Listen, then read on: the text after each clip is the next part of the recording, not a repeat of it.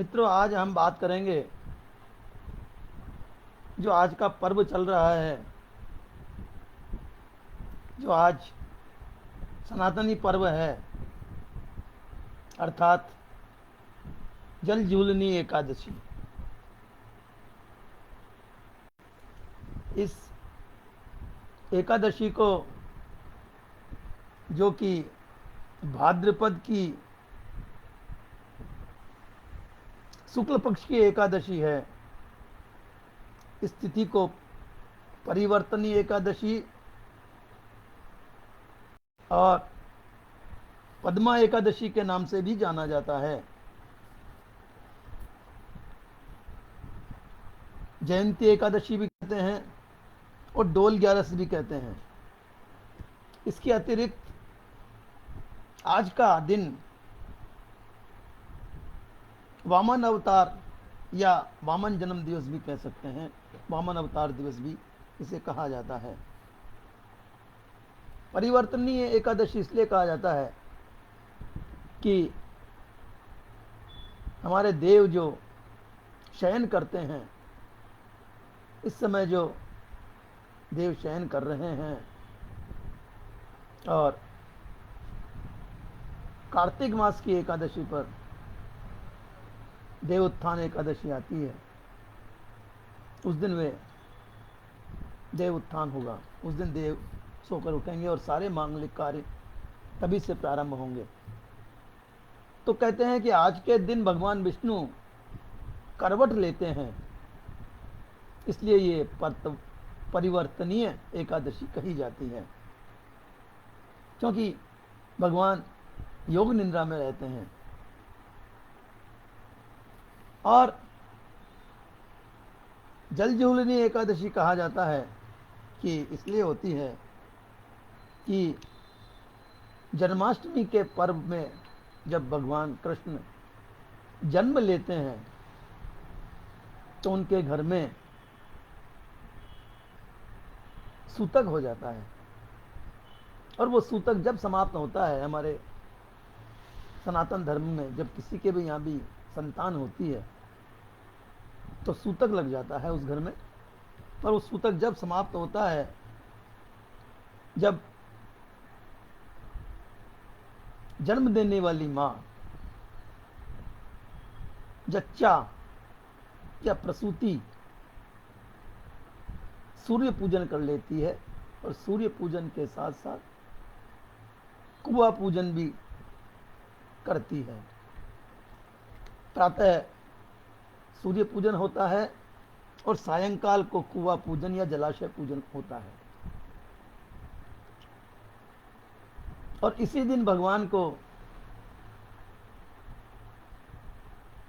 डोल में बैठा करके, डोली में बैठा करके, डोले में बैठा करके, सजा धजा करके, डोले को सजा धजा करके भक्तगण, खास करके वे लोग जिन्होंने एकादशी का व्रत किया है, वे उस डोल के साथ साथ जुलूस के रूप में मंदिरों से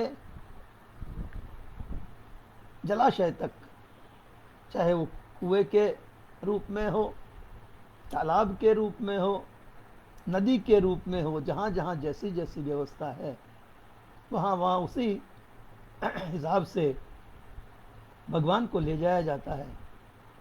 वहाँ उन्हें जल विहार किया जाता है, जल विहार कराया जाता है। इसलिए इसे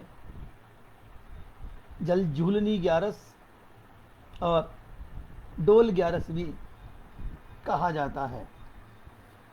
एकादशी का एक नाम पद्मा एकादशी भी है। पौराणिक कथा के अनुसार इस दिन देवताओं ने स्वर्ग पर अपना पुनः अधिकार प्राप्त किया था, इसलिए इसे देवताओं ने इस दिन माँ लक्ष्मी की आराधना की थी। इसलिए माँ लक्ष्मी की इस दिन विशेष पूजा भी की जाती है। कहते हैं जो आज के दिन महालक्ष्मी की विशेष पूजा करता है, माँ लक्ष्मी का पाठ करता है, उसे माँ लक्ष्मी की असीम कृपा प्राप्त होती है। उसे मनोवांछित फल प्राप्त होते हैं और अतुल्य वैभव की प्राप्ति होती है। तो मित्रों, इसीलिए इसे पद्मा एकादशी भी कहा जाता है। अंत में वामन अवतार, वामन अवतार की कथा सभी सनातनी लोग जानते हैं, लेकिन फिर भी मैं कहते हैं कि सनातन धर्म एक ऐसा धर्म है कि इसकी जितनी भी कथाएं, कहानियां, जितने भी प्रसंग जितनी बार आप दोहराएंगे उतनी बार भी वे ताजगी बन करके आपको सुनाई पड़ेंगे। तो मित्रों, एक राजा हुआ था जिसका नाम था बलि। दक्षिण भारत में तो राजा हुआ और उस राजा ने, दैत्य राजा था वो, लेकिन दैत्य राजा होते हुए भी उसने अपने बल से, इतना बलशाली था, इतना तपस्वी था, उसने तपस्या से ब्रह्मा जी से वर लेकर के इतनी शक्ति प्राप्त कर ली थी कि उसने तीनों लोकों पर विजय प्राप्त की।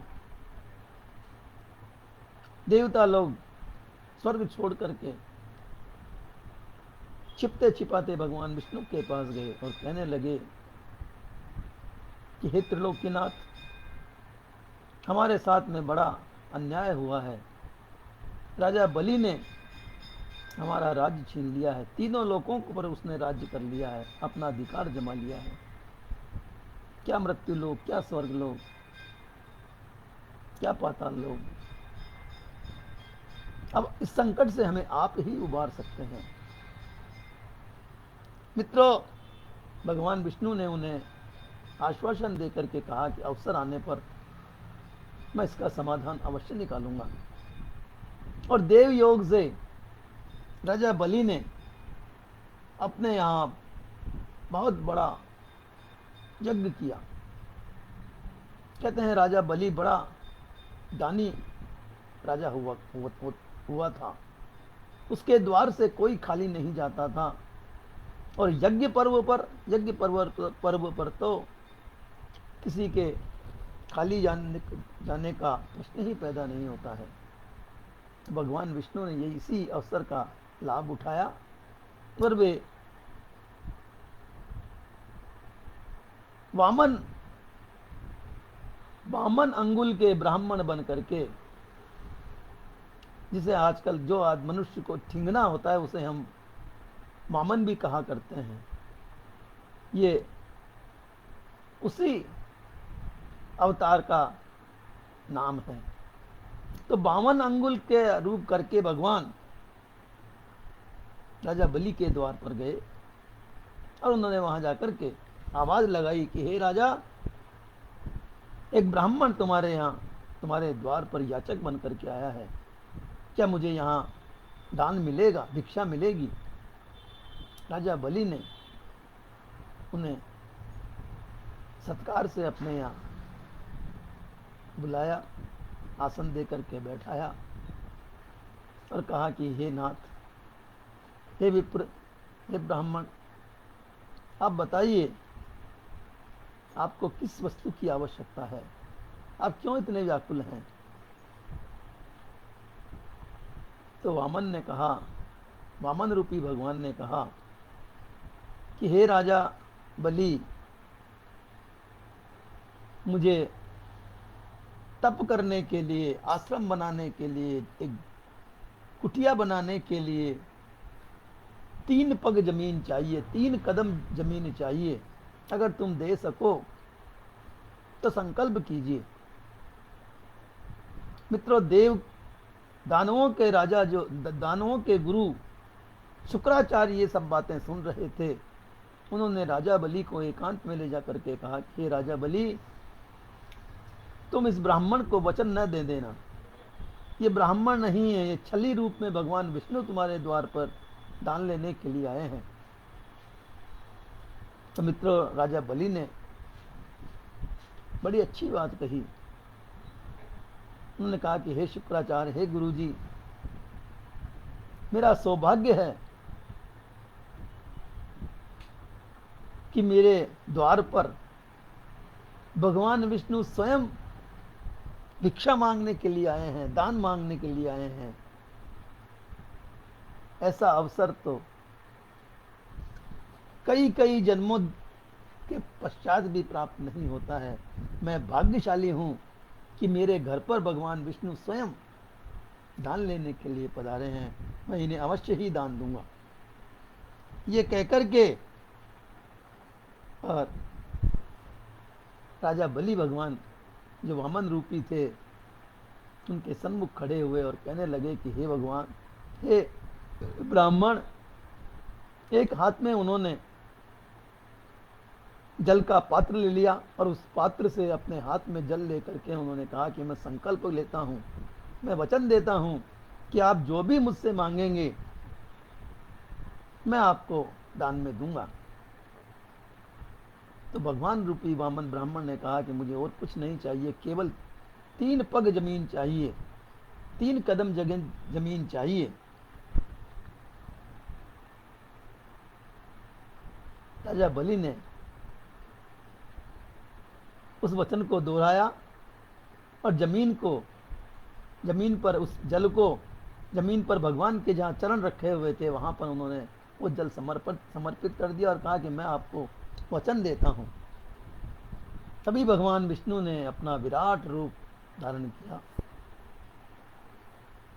एक कदम पे उन्होंने धरती, स्वर्ग, आकाश ये सब नाप लिए। दूसरी से ब्रह्मलोक आदि जितने भी स्वर्ग आदि जितने भी लोग थे वो सब नाप लिए।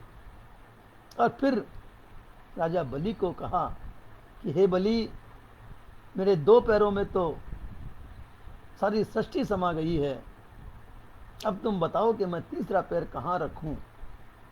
ऐसी कौन सी जगह है जो मुझे तुम दान करोगे, तीसरे कदम पे मुझे दान दोगे। तो राजा बलि ने कहा कि हे नाथ, आप तीसरा पैर मेरे मस्तक पर रख दीजिए। तो राजा ने जब ये बात कही तो वामन रूपी भगवान ने तीसरा पैर राजा बलि के सर पर रखा और राजा बलि पाताल में चले गए। भगवान प्रसन्न होकर के बलि को कहने लगे कि हे बलि, तू वाकई में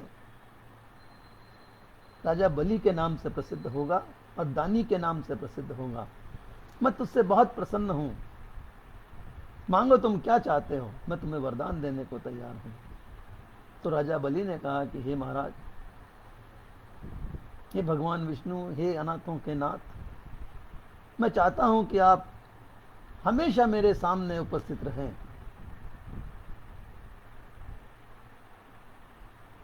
भगवान विष्णु ने कहा